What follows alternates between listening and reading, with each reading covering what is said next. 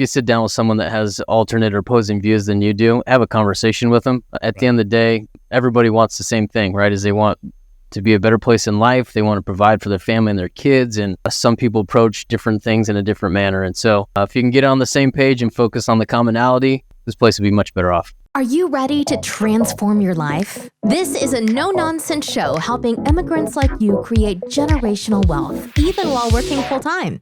Get ready to take notes. Here's your host, Saket Jain. Welcome back, Migrate to Wealth listeners. Today, I have the pleasure to bring to you Anthony Faso and Cameron Christiansen. They're with Infinite Wealth Courses. I think they have multiple brands. I just remember one brand because that's a very exciting brand. Because I have one thing that we've talked about in the past is, if you go back to previous episodes, of be your own bank, right? How can you accelerate your investments by basically cutting out the entire third party, which is the bank, who when you need access to money, where you need access to money, what interest rates you have access to money, you remove all of that variable and really accelerate you. So both Anthony and Cameron have expertise in that. They help people build their own banks through a variety of different concepts that we're going to dig deeper into it. But before we go there, I want to welcome in Cameron. How, buddy? Saket, thank you for having us. Excited to be here today. Yeah, appreciate it. Well, I've had a good time already, so I think the episode is going to be fun. It's going to be fun, man. I love all of the orange colors that you guys have sprinkled throughout everything. I really love that. What's even cooler, because it's supposed to be red. I may be colorblind. Let's do that. Let's go with that. Yeah, we need to fix the lighting. It does look orange. I was going to say I'm colorblind, so we'll go with that. Maybe colorblind rather than your lights being off. So both of you guys, great again, and it's going to be an interesting one because we don't necessarily have two guests on the same episode. So I'll have to try and figure out how to flip-flop between the two of you guys. So if I'm asking a question, you guys pick and choose who is best to answer that. If there's a specific question I have for either one of you, I'll just direct it to that person. Perfect. Great. Awesome. Great.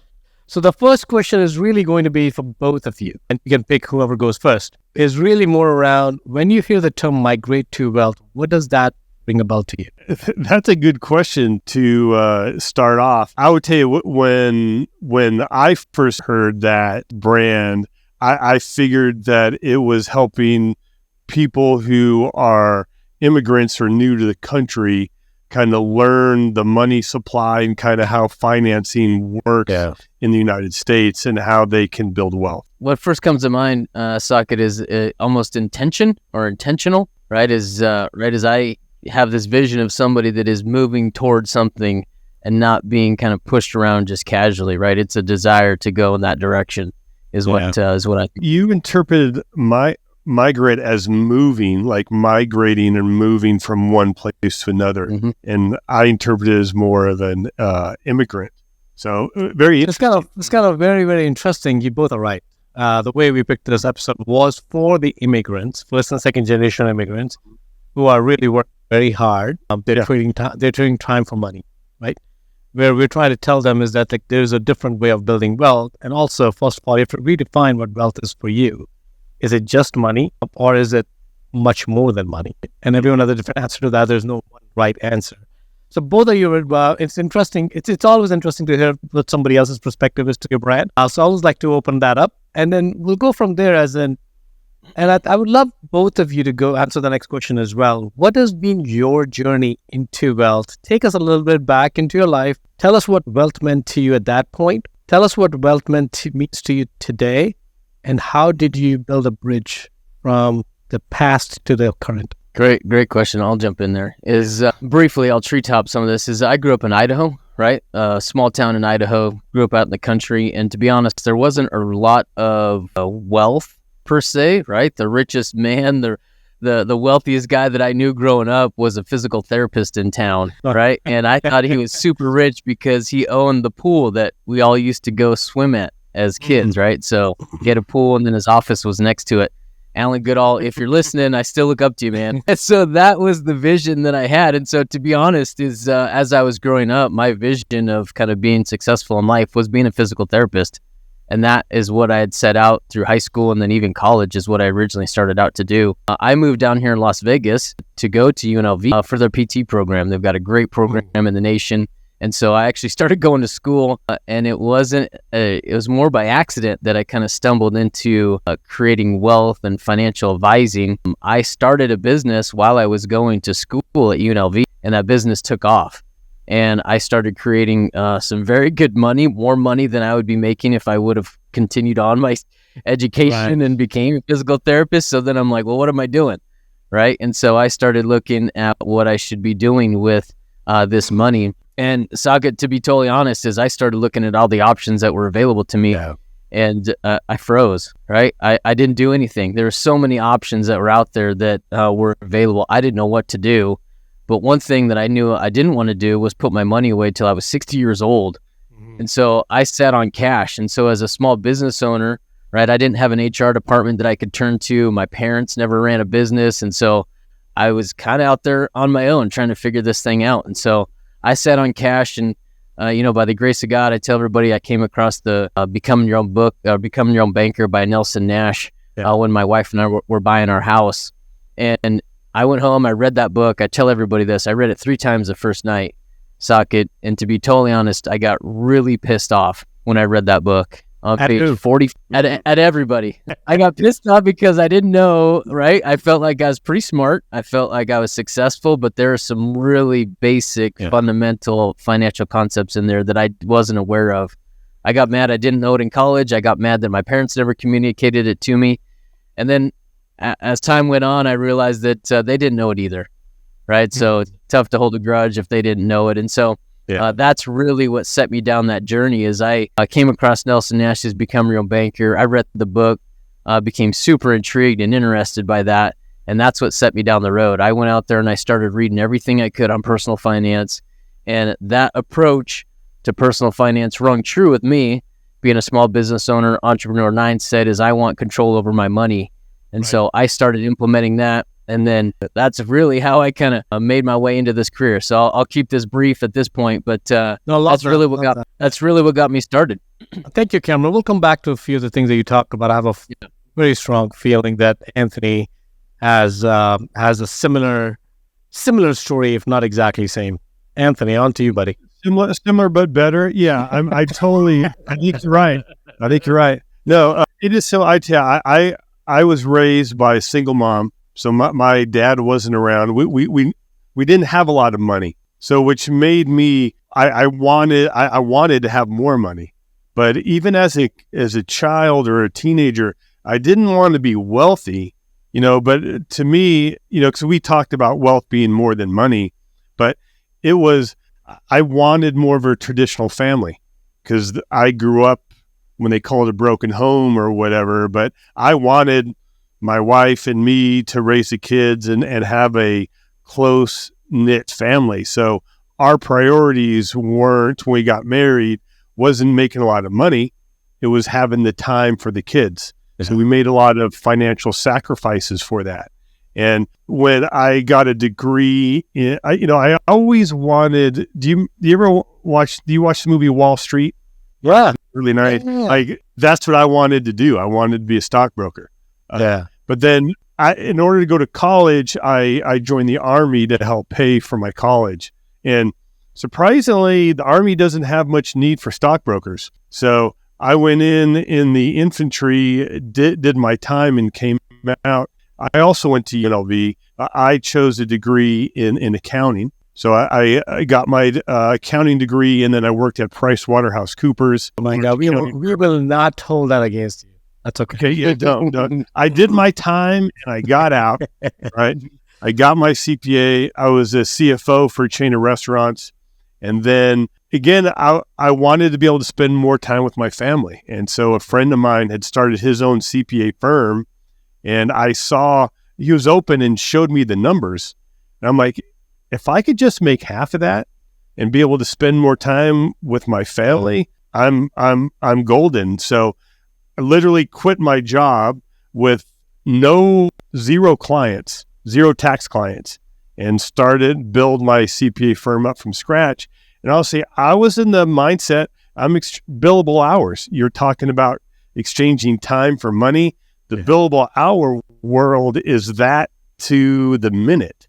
Yeah. And that's what I was in. And I didn't enjoy that. I didn't like having to account for all of my time. But also, if I met with somebody, I'd want to talk to them about, the Steelers game or kind of what's going on, or the kids, or kind of some personal items, but it didn't seem fair to bill them for that time when we are just chatting. So ironically, now we're in 08. I was working with my typical financial planner, and I was about to get licensed so we could work together more on our joint clients. Then 2008 happened and the stock market crashed. And I saw the devastation that happened, not only to me, to my kids' college funds, and to my clients. And I told my financial advisor, I'm like, I can't do this. I can't tell people you did everything right. Right. And to no fault of your own, you lost 50%. And so that's when I went on a journey, because I realized there's a crash about every 10 years. And if I don't do anything different, why would I expect a different result? So I kind of went out with an open mind. And that's when I got exposed to the infinite banking concept, which was contrary to everything that I was told, right? We're told, let's store our money in our IRA, 401k, and let's let it sit to where we are 60, and we're just going to work hard until we get there. But I didn't feel that was a reality. So the infinite banking opened up my eyes. And in addition, I read, I'm sure you've heard of the book Rich Dad Poor Dad by Robert Kiyosaki. Yeah. Yeah. So what it is, I took the purple pill, right? Not only did I read this book for the second time, but I'm like, why don't I put this into action, right? A lot of times people have read these books, but then they just go back and start doing the same thing that they were doing. So then I sold my firm and was just totally focused on teaching people infinite banking. And we made the decision that our goal was to be one of the best in the country of infinite banking. In order to do that, we needed to be laser focused. And that's why all we do is infinite banking. But back to my wealth journey, as I opened up my eyes, I started realizing, hey, because my solution to any of my money problems was just to work harder. Yeah.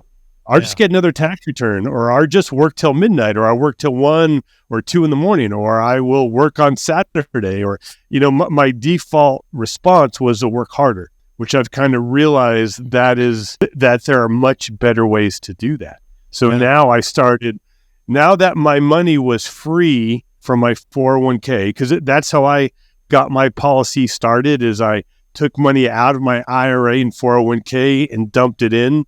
So I had some cash from day one that allowed me to start putting it to work. So I started buying assets that were creating cash flow and earning that passive income. But then I would tell you, to be honest, Socket, I have a hard time seeing a vision. Like, I can see a couple steps ahead of me, but I can't see 10, 20 years or 10 steps. But as I started getting closer, making some more passive income, and now I have kids. So some of my ideas and goals have changed, because I want to teach them these concepts. I don't want them to struggle like I did, or like Cameron did. I mean, there's some ways, if we can get our mind right at a young age and not change time for money, start looking at avenues to create passive income and to buy businesses.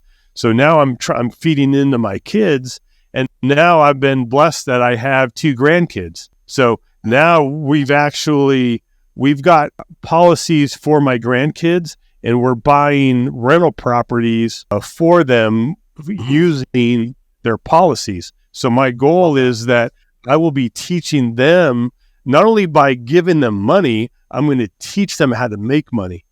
And as they get older, I'm going to take them to these properties. And we evaluate a syndication. We're going to look at the numbers. Should we do this? Should we not? And why?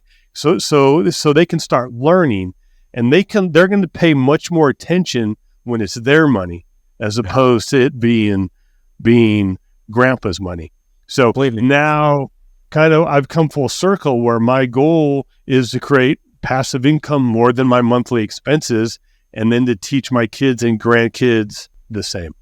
I love that. Well, thank you again for sharing the insights. I think your stories together, while very, very, very, very different, it gave a lot of different perspectives of how to think about building your own bank. And when I've actually probably given more than 500 books, Nelson Nash's book, away, because I really think that book is a powerhouse, because I think if now not everyone understands it, that's where we have a conversation to bring it to light.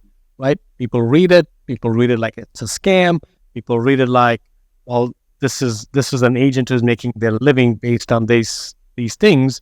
So of course they have to take it with a grain of salt. And all of this, I completely understand and appreciate all of that stuff. But I think the value is in the abstract concept. So in this episode, because of limited time that we have available with each other, we're going to take an abstract view, right? And let's start with, I think you hit on that, Anthony, a little bit about how 401ks, and I think you also did that, Cameron, about how 401ks we really have no control of what happens in the market. And for no fault of yours, your portfolio may get slashed 50, 60, 80%, depending on what's happening in the market. Especially, and I always tell people is that stock market will always be down the year you need the money. Just go with that assumption. Just go with that. Absolutely. Because chances are it will be. Right? If it doesn't happen, great. But more than likely, when you need that money, it'll be down. So chances are you won't be able to extract it. Right? So then the whole concept goes that if I'm not going to be able to extract it, why am I putting in there? Because I'm putting in there so that it serves a purpose at the end or during the journey, depending on when you want to take it. So one thing, Anthony, I want to talk to you about is when you said, and I think that's we'll start with that, and then we'll see which thing goes, is you took all your money in 401k and IRA and put it into a policy. So let's break it down a little bit, right? So the concept of infinite banking or concept of creating your own bank, we've already talked to people that you basically buy an insurance policy. We're not going to go details into it unless the conversation goes that direction. You buy an insurance policy and use that to borrow against. Now, there's a lot of intricacies involved. So why don't we very quickly, either one of you, talk very quickly about what being your bank means? And then I'll actually go back to the question of the comment you made that you moved your money from 401k and IRA and moved it into a policy, what the implication of that is. Because that's the biggest challenge that I've seen from my investors that I'm talking to them. Or I can't move the money because I have to owe taxes, I have to owe penalty and all that good stuff. So let's park that question for a second. But let's bring it to the attention of what exactly does being your bank mean? Very high level, 101, but really not going deeper into the concepts. I would make a distinction if I can, Saket. Being your own bank, right? That was really a term that was, I think, really marketed by Pamela Yellen, right? Okay. And Pamela Yellen took that idea from Nelson Nash. Got it. So Nelson Nash, right, is the gentleman that wrote Become Your Own Banker, published in 2000. That's really the origination of the idea. Since Nelson published that book, people have taken this idea and they've rebranded it, right? They've remarketed it and those things. And so just to clarify, as we try to give as much credit to Nelson as we can, but this idea of infinite banking is really understanding how money works. And when you understand how money works, you'll know how to play this game and play it to your advantage. And what I mean by that is once you realize that banks don't produce anything, right, is they just take individuals' money on deposit, and then what they'll do is they'll turn around and they will lend it out to those same individuals and charge them an interest rate. Once you realize that, you can figure this whole thing out pretty quickly. And what Nelson's done is that's what he's laid out. And so one of the distinctions that we would make between us and probably some other people that practice this strategy is we work solely with investors, right? And so one is the place that you're going to keep your capital in the meantime, which I think is where you're going with the 401k and IRA question, is going to be the policy. And we can go on the reasons as to why you'd want to do that. But secondarily is the infinite banking and the policy is not the primary focus. The primary focus of what we're trying to do is go out there and help someone create that passive income, right? If you sit there and talk to somebody long enough and talk about their goals, their goals are going to come down to time, right? And time freedom. And hey, I want to go do this. I want to spend more time with my family. I want to spend it on the beach. And to be able to do that is you've got to take pressure off of their earned income and replace that with passive income. Yeah. And so those are the strategies. That's the education that people in this nation actually need, right? Everybody's taught to go work, right? But you have assets. You need to put those to work, create the income off of that. So hope that is a good introduction for Anthony. Let's do it. Thank you again, Tim. So You're welcome. are we, can you rephrase the question? Yeah, at a very abstract level, talk about the components of what does it mean to be owned back? Okay. In the very simplest terms, we need to store our capital somewhere, right? And the problem is most of the time we store our capital in accounts we don't have access to. Like you had mentioned, if they want to take money out of their 401k, they have to pay taxes and penalty. I would like to address that myth in a second. But Sure. What we do is if you're going to, let's say you're going to buy a syndication, it's going to take capital, right? So we got to store that capital somewhere.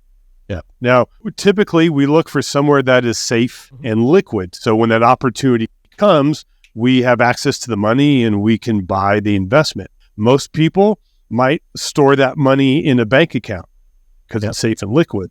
Correct. But all we're really saying is instead of putting that money in a bank account that's safe and liquid, there are specially designed policies that are safer and are liquid and also earn a higher rate of return, tax-free, has some level of asset protection. So in the simplest terms, we're just telling people to store their capital somewhere different than they are now. And where the banking piece comes, and this is kind of where I think the secret sauce is, the downside of storing money in a bank, as soon as you withdraw the money to buy the asset, we break the compound interest curve, right? Yep. We stop earning interest on those dollars. But with infinite banking and the policies that we use, we never break the compound interest curve. Instead of taking a withdrawal or against the money, we take a loan against your policy, which means two things. For one, there is an interest that we need to pay because we're borrowing the money not from your policy, we're actually borrowing it from the general fund of the insurance company. So we do have to pay them interest. But also, since we never took the money from your policy is continuing to grow. Mm-hmm. So we are growing on a compounding interest tax-free. And then the loan is simple interest. However, if we use it to create taxable income, for example, buy an asset, buy a syndication, start a business, that interest on the loan is tax deductible. So this is a way that I've never seen a strategy where it's one-sided with the taxes. A lot of times it's a give and take.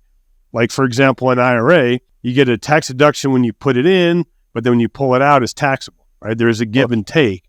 But here, when we use infinite banking for investment purposes, you pay the interest as tax deductible, but the interest you get is tax-free. And then when we combine that with an asset class that has additional tax advantages, for example, real estate or many syndications involving real estate, I feel we're truly maxing the tax code. Love that. So I think this is great, right? Because what we're saying is that I like how you describe it. Actually, I've never seen it describe it that way. That all we're doing is we're changing where you store the money. That's a key principle right now. So you're storing it somewhere, hopefully not under your mattress. You're storing in a bank, you're storing in a Wall Street, you're storing in a savings account, wherever you're storing. You're currently storing your money with a hope that it is increasing in value while you're storing it. That's one. The second is that when you need access to it, you're able to draw on it. That's really the reason why somebody stores. So if you have an investment opportunity, you can go to that source. Or the real question we're now asking is there a better source available where you can store your money, right?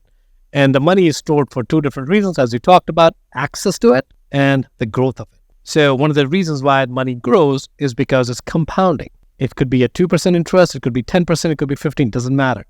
the growth happens not because of the interest rate. The growth happens the more your money is earning that compounded interest, the more your money is going to grow. I always tell people is that if a stadium can be filled in 2 hours, when was it half full, right? It's just, and especially if it's doubling every second, it's really 1 second before it was full, right? That's the impact of the compound interest. And of course, my audience is pretty sophisticated about compound interest. It's just that when you draw the insights into it, what exactly that it means. So I like what you were talking about is, right? So you are able to keep your money safe while even when you're using it, it's still growing. So the parallel is, the most simple parallel that a lot of people may have is the home equity, right? So when you are taking a loan on your house, even though it's 60, 70, 80% leveraged, the property value is growing, not just the delta, but not just your same concept available that we're talking about here, is that even when you take the loan out, the value is still growing as if you had $1 million in there or $500K in there, your initial account. So that's one thing. But now what you're saying is you want to take the loan out, and I don't know, you didn't say that, so tell me if I'm putting wrong words in your mouth. You take that money out on the loan at, let's say, 5%, I'm making it up, 5% interest rate. Now, if you're investing in if you're taking that money out and putting it in a bank, which is giving you 2%, now you're not being your own bank. You're you're creating loss for yourself. But the idea is take the loan at 5, and hopefully you're able to invest in opportunities that's going to give you more than 5. Ideally 10, 15, 16, 20% IRRs. If you're able to make that, now you're saying is that now you're becoming a bank because that's where the bank makes that money. You're not using your money because your money is still deployed earning the compound interest, but you're borrowing it at X% and you're making X plus delta and you're keeping the delta for you. Very high level. Does that make sense? Yeah, it does, Saket. I just want to clarify a couple things because the power of this isn't the arbitrage where people will look at the difference in the rates of what you're earning and what you're paying. But we need to keep it. We need to look at the whole picture. Oftentimes we look at, all right, if I take a policy loan, that's going to interest 5%. So I need to earn more than that. That part's true, but there's more pieces to the equation. For one, that 5%, if we use it for an investment purposes, is tax-free. So maybe, depending on your tax bracket, maybe that's 3-4%. But also, that's simple. But then your money inside your policy is compounding, let's say 4%, but that's tax-free. True. And we have the asset that we had invested in. And a prime example, like what I've done for my grandkids and me personally, if I get a property, the down payment comes from my policy. So I buy the asset. That cash flow from the asset, I use that to repay the loan. Mm-hmm. If I have a good tenant, I can pay it back sooner. Not so good tenant, maybe longer, but eventually I will pay that back. But what'll happen is now I have a cash flowing asset. And the best part is the policy continued to grow. Right.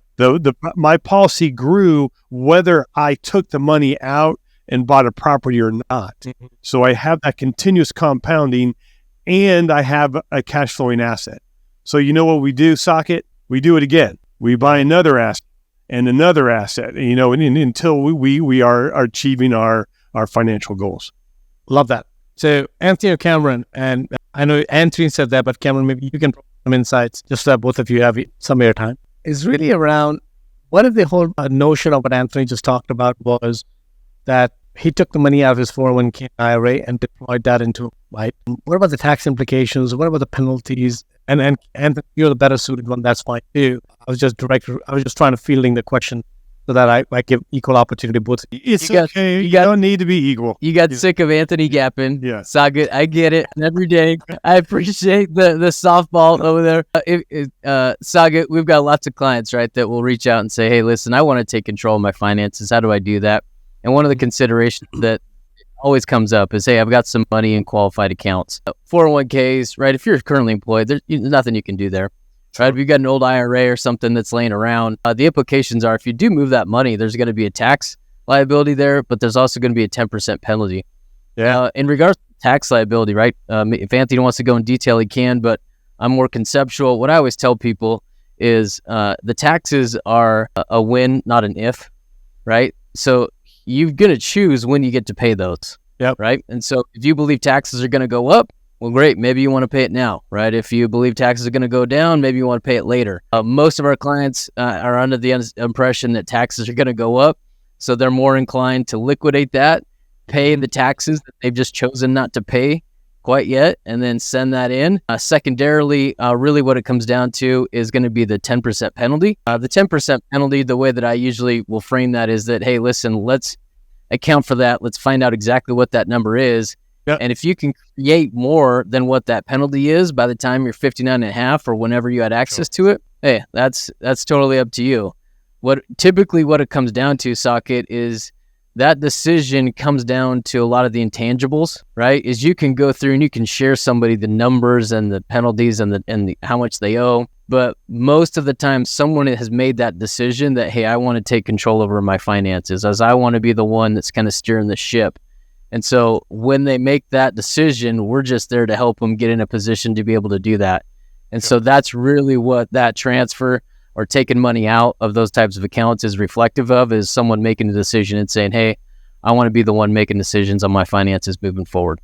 Sure. Anthony, do you have anything to add to that? Yes, I always do. But, Cameron did a great job about the taxes and the penalty if you take it out. But what a lot of people don't look into, what's the penalty for leaving the money in? Yeah, very true. Right? If you were to take money out, because like for example, with real estate and syndications, there's some great tax advantages because we have the depreciation and the leverage, and then when you sell the asset, it's at the lowest rate, the capital gains rate. But when it's inside your IRA, we lose all those tax advantages. Yeah, definitely. And it's taxed on the ordinary income, right? When you take the money out of IRA, even if the taxes don't go up, when you're taking out a 401k or IRA, you're getting taxed on the ordinary income. Yeah, and you know what? One thing also is hard. It's intangible. Is the ability to have quick access to your capital for opportunities. We just interviewed a client yesterday, and he came across a great opportunity to buy a lobster boat. That he had a great deal, but he had to be able to buy that within days. And if he would have went to the bank, they would have run him through the ringer. It would have taken too long to get the money out of the IRA or 401k. Right. But because he had his money outside that in the policy where he had access to immediately, he was able to take advantage of that opportunity. Yeah, that makes sense. No, definitely makes sense. So Cameron and Anthony, we can talk at hours because I think this is a very, very rich and it's needed conversation, right? I know you have some of the resources for some resources that you're making available to our listeners. Could we talk about that? Because if they want to learn more about it, can they learn? Absolutely. We have an online course that we've put together over the years. And really, it's a great resource for someone that's not a client, right, that may be checking it out. But it's also a great resource for our clients to go back in there, watch some of the videos, watch some of the case studies, and just get refreshed with the ideas of infinite banking. And today, as kind of a thank you for having us on, is we're going to give your listeners a link where they'll get free access to that online course. Typically, if somebody's not a client, we're charging $1,000 for access to it. So if they're listening, they can write this down, or Saket, I'll send you this link. But if they go to infinitewealthconsultants.com/migrate to wealth, and 2 is the number 2, that'll take them to a landing page where they'll be able to access that course, go in there, take a look around. And I don't know if you can tell, but Anthony and I are not very salesy, right? We're more educational based. So a lot of the content that you're going to find in there is going to be very factual, right? It's us going through case studies, showing them exactly how they're going to make money by implementing the strategy. And so, be a great resource for them. Go ahead, Anthony. Yeah. Well, I just going to reiterate, there's some great resources there. And if someone's on the fence, I'm hearing about this infinite banking thing, I'm not sure if it's for me, learn about it. Maybe it is, maybe it's not, but we're not going to know until you do the research. Here's a free course. We have a tab in there, IBC 101, that'll give you how IBC works at a high level. And then IBC 201, we do a calculator in there where we're going to buy an asset. right? But we store money inside a bank to buy that asset. Yeah. And then we store that, and then we compare that. Instead of storing that same amount of money in a bank, what if we stored it in a policy and we bought that same asset? And for me, I'm a very analytical. So if somebody can tell me a cool story or tell me to read a book, I will, but I need to see the numbers. I need to make sure that when we take into account, the loan interest and everything, I want to see the bottom line that my family is going to be better off if I buy this asset through a policy. So at the very least, what I'd encourage you, somebody, take advantage of this offer. We're not going to call you.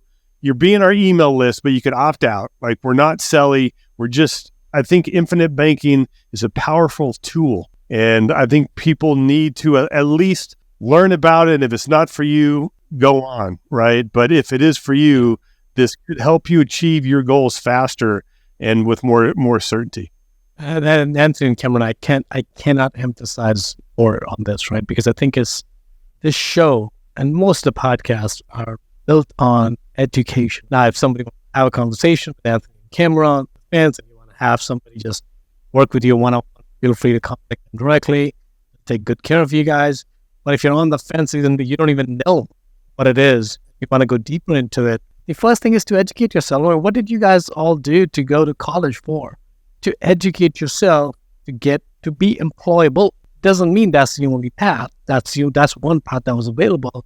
And now this is a different path. But if you don't learn about it, you negate that path without even learning about it because you heard Susie Orman or Dave Ramsey or your neighbor or somebody else on a cocktail party tell you it's a scam. Well, it's okay. It could be a scam. I'm not saying it is or it isn't. That's for you to find out. But it is the only way to figure out if something is worth looking into is by actually looking into it. And there's definitely a bunch of resources available online, YouTube and whatever. You can have a structured approach to learning, which is access to this course, which is for free, right? And of course, you guys can see that they're not pushing anything. So far, all we have a conversation about was why it makes sense. If you don't agree with it, no harm, no foul, right? You can move out. And if you dig deeper into it, if it makes sense to you, other resources available online. Go research it. Give these guys a call. Call is free, right? Have a conversation, and they won't bite you. I'm pretty sure you can. I'm sure they'll be nice to you.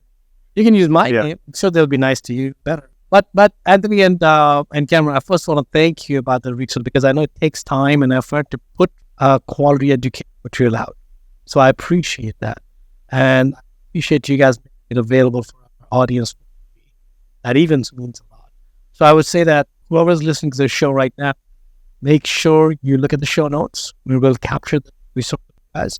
Take advantage of it, definitely. And I'm being very serious. IBC is a concept that can really change your life to an extent. We can go into the details of where impact and my wealth futures to unfold. We're going to have that as a component underneath of our as well for our investors, right? So I'm only bringing to you these concepts because I believe in it. Otherwise, I would now. I'm going to very quickly. I'm going to stop talking. Otherwise, I'm going to shift into sales. So I'm going to stop talking and I'm going to go back to you guys, Anthony and Cameron. As we come towards the end of our show, we always add, there is a 20-year-old Anthony in this world listening to this podcast. What's one insight you can share with that person that can make their path, their migration into life? I got mine. I got mine. Mine's better. I'll go first. Mine's better. Yeah. So you go first. It's really good. What I would tell my 20-year-old self is get really good at distinguishing between fact and opinion. Yeah. Right? Is when you go out there, regardless of whether it's infinite banking, real estate, or just life in general, you're going to be bombarded with opinions. And it's really difficult to sift through that and find the facts. And so if that's a skill that you can get really good and hone in early on in life, you'll be well served. Anthony, you got to change yours now. No, I don't. I mean, that was good. That was good. I would tell my 20-year-old self to think long term. Yeah. If I'm accepting a job or if I'm doing my first deal or my first investment, I'm going to get paid on education. I'm not worried about what the bank account says. I want to think long term, and I want to learn from my mistakes and expand my network because long-term success that's how it's built. Love that, man. And again, the next question is for both of you as well. Where do you feel humanity as a whole should migrate to? the next few days? Where's the gap? What do you mean by migrate? So in your mind, is humanity at form? If it's not, what does perfect look like for humanity, and what does that path look like? What I would say, I don't know if this directly answers your question, but humanity in general, right? I'm 43 years old, and I see more division now than ever.